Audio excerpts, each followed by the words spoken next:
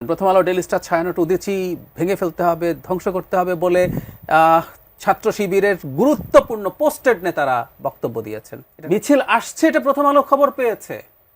তো মব হলে এগুলো হয় না, তারা সাহায্য চেয়েছিল, সাহায্য হয় নাই। মব বলা হচ্ছে, আমি আসলে সাম্প্রতিক সময় অনেক মব দেখছি, তাও না। তার আগে শেখ হাসিনাকে সরিয়ে আমরা ফ্যাসিবাদ সরাতে চেয়েছি বলছি, আমরা কেউ কেউ চেয়েছি। আর শেষ পর্যন্ত শেখ হাসিনা আসলে ফ্যাসিস্ট ছিলেন, উনি একটা আটার মাফিয়া ছিলেন। যাই হোক, বিতর্কে ঢুকছি না।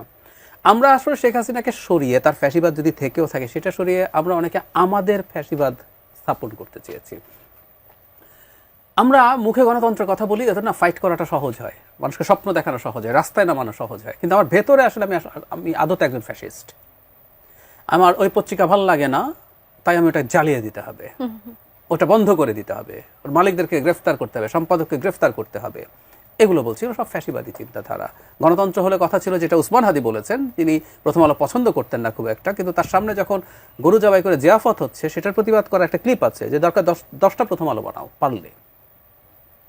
আপনি যখন পারেন না, তখন যখন এই গায়ের জোরে কাজটা করেন, এটা ফ্যাসিবাদ। আচ্ছা, এটা একটা অন্যরকম ফ্যাসিবাদ এসে হাজির হচ্ছে আমাদের এখানে। ফ্যাসিবাদ তো নানান কিছুর উপর ভিত্তি করে হয়, জাতি, ধর্ম, নানান কিছু। আওয়ামী লীগের বয়ান একটা ছিল, এখন ডিফারেন্ট একটা বয়ান নিয়ে সামনে আসা হচ্ছে। মব নিয়ে আমার একটা ভিন্ন দৃষ্টিভঙ্গি আছে। আচ্ছা, ডেইলি স্টার প্রথম আলো সেখানে মব হয়েছিল, আমি ডিসএগ্রি করি, আমি এটা মব মনে করি না। আপনি মবের ডেফিনেশন পড়লেই দেখবেন, মব আসলে একটা স্পন্টেনিয়াস, আনকন্ট্রোলড, ইনডিসিপ্লিনড মানুষ। উদাহরণ দিই, রাস্তায় হঠাৎ করে, বাংলাদেশ কিরকম একটা অসভ্যতা করা সম্ভব, বর্বরতা করা সম্ভব, যে কোনো একজন মানুষকে আপনি তাড়াতে শুরু করুন এবং বলতে শুরু করুন পকেট মার বা ধরো একটা বলুন। এই যে হঠাৎ করে মানুষ দাঁড়িয়ে গেল, পেটানো শুরু করলো, এটা মব। কারণ এখানে কেউ তাকে প্ল্যান করে আনেনি, পেটাতেও কেউ বলেনি, ও ওর মতো করে পেটাচ্ছে, ইভেন মেরেই ফেলতে পারে। এটাই হচ্ছে মব, স্পন্টেনিয়াস। প্রথম আলো ডেইলি স্টারে এটা কি স্পন্টেনিয়াস কিছু ছিল? আমি মনে করি না। এটা একেবারে প্ল্যান্ড একটা জিনিস ছিল। হয়তো সামনে কোনো ব্যানার ছিল না, বাট ইট ওয়াজ প্ল্যান্ড। ওরা যাবে, উসমান হাদি তো হঠাৎ করে মারা যান নাই, ওখান থেকে যাবে, মিছিল আনা হবে, মিছিল আসছে, এটা প্রথম আলো খবর পেয়েছে। তো মব হলে এগুলো হয় না, তারা সাহায্য চেয়েছিল, সাহায্য হয় নাই। এবং আমি যোগ করতে চাই, এবং যেভাবে পুলিশ নিষ্ক্রিয় ছিল, সেনাবাহিনী নিষ্ক্রিয় ছিল, যোগ করতে চাই আমাদের খুবই প্রিয় মানুষ জনাব নুরুল কবির 2.5 ঘন্টা ধরে ডেইলি স্টারের যে আটকে পড়া সাংবাদিকদের উদ্ধারের চেষ্টা করেছেন। তিনি তার এক্সপিরিয়েন্স শেয়ার করেছেন, দ্ব্যর্থহীন ভাষায় বলেছেন, হয় পুরো সরকার, না হয় একটা অংশ এই ঘটনা ঘটতে দিতে চেয়েছে। তো তার মানে দেখেন, একদম সুনির্দিষ্ট পরিকল্পনা, লোক আসবে, ভাঙচুর করবে। হ্যাঁ, এসব যখন করেন কিছু মানুষ সাথে যোগ হয়, কিন্তু মূল পরিকল্পনা করা হয়েছে। এবং আগুন নেভানো বা এটাকে ঠেকানোর জন্য সেনাবাহিনী, পুলিশ কাজ করবে না, ফায়ার সার্ভিস আসতে পারে নাই, আসতে দেওয়া হয় নাই। তাহলে এটা মব কি? আমার কাছে এটা মব মনে হয় না। মবের সঙ্গে এটা পড়ে, এটা একেবারে একটা ওইটাও পরিকল্পিত, প্রত্যেকটাই আসলে। কারণ ছায়ানটের 4টা প্রতিষ্ঠান, প্রথম আলো, ডেইলি স্টার, ছায়ানট উদিচি ভেঙে ফেলতে হবে, ধ্বংস করতে হবে বলে ছাত্র শিবিরের গুরুত্বপূর্ণ পোস্টেড নেতারা বক্তব্য দিয়েছেন। এটা নাকি তাদের slip of tongue, I don't know, তর্কে যাচ্ছি না। সুতরাং এগুলো পরিকল্পনা যে হচ্ছে তা জানি। তার চাইতেও জরুরি কথা, এই 4টা প্রতিষ্ঠানের বিরুদ্ধে দীর্ঘদিন থেকে সমাজে, জনাব নাহিদ ইসলাম কিন্তু একটা কথা বলেছেন, উইচ ইজ ইম্পর্টেন্ট, যে সমাজে সম্মতি উৎপাদনের চেষ্টা হয়েছে।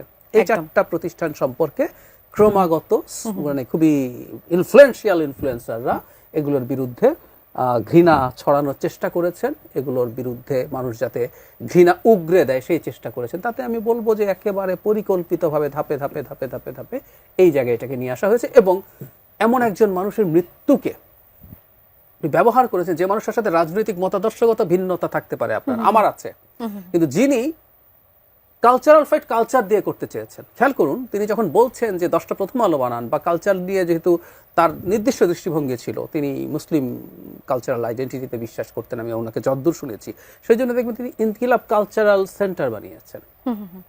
ওটার মধ্যে লাইব্রেরি ছিল, পাঠচক্র হতো, নানান কিছু উনি ওনার মতো করে চেষ্টা করেন। উনি যদি মনে করেন ছায়ানট উদিচি যে কালচারাল আইডেন্টিটি তৈরি করছে, এটা যদি সঠিক মনে না করেন, আগুন জ্বালানো বা ভাঙো না, তুমি যেটা পছন্দ করো তুমি সেটা করো, সেটাকে স্প্রেড করার চেষ্টা করো। নাসিরউদ্দিন পাটোয়ারি, রক্তের বদলা চাই, উই আর হাদি, এরকম কন্টিনিউয়াস কিছু পোস্ট ছিল।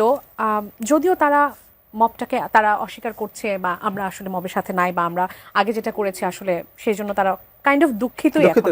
কিন্তু এটা কি আবার এটা কি আসলে, এটা কোনোভাবে মানে ওই সময় আমি যেটা মনে করি ওটা শুধু না, ইভেন নাসিরুদ্দিন পাটোয়ারি রেভলিউশন লিখে একটা স্ট্যাটাস দিয়েছেন। আমাদের সাইফ মুস্তাফিজ একজন আছেন, টকশো করেন, প্রচুর পরিচিত মুখ, তিনিও ইনফ্যাক্ট এই বিপ্লব সুযোগ এসছে, শেষ করতে হবে। প্রভাব ফেলে কিনা এটা? ফলে নিশ্চয়ই ফেলে, কারণ বিপ্লব করে ফেলতে হবে যখন আপনি বলেন, তখন এক ধরনের আলাপ আছে যে বিপ্লবের মধ্যে নানান বিশৃঙ্খলা ঘটে, এটা ভুলো না।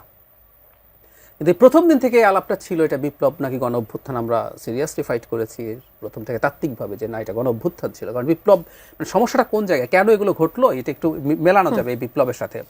5 আগস্ট পরবর্তী সময় একটা গ্রুপ, এর মধ্যে একজন গুরুত্বপূর্ণ পাবলিক ইন্টেলেকচুয়াল আছেন, তার সাথে কানেক্টেড মানুষজন যারা সরকারের ভেতরে আছে, যেটা মানে নুরুল কবির যে বলছেন, সরকারের একটা অংশ আছে, সরকারের বাইরে থাকা ইনফ্লুয়েন্সিয়াল মানুষ আছে, দেশের বাইরে থাকা ইনফ্লুয়েন্সার আছে, সবাই মিলে এটাকে বিপ্লব বলার চেষ্টা করেছেন। বিপ্লব বলার উদ্দেশ্যটা কি, এর মধ্যে যে একটা মারাত্মক ষড়যন্ত্র আছে, এটা অনেকে শুরুতে ধরতে পারেননি। এর যেহেতু বিপ্লব, একটা বিপ্লবী সরকার হবে। খেয়াল করবেন, ওই পাবলিক ইন্টেলেকচুয়াল ডক্টর ইউনূসের প্রেসিডেন্টের কাছে শপথ নেওয়ার বিরুদ্ধে কথা বলেছেন শপথ নিতে হবে শহীদ মিনারে, কোন একজন শহীদের বাবা বা মায়ের হাতে রেখে সংবিধান বাতিল করে দিতে হবে, তারপর ডিক্রির মাধ্যমে দেশ চলবে, আস্তে আস্তে সংবিধান লেখার জন্য তারও আগে ওই যে গণপরিষদ নির্বাচন হবে, তারপর সংবিধান লেখা হবে, তারপর দেশের নির্বাচন হবে।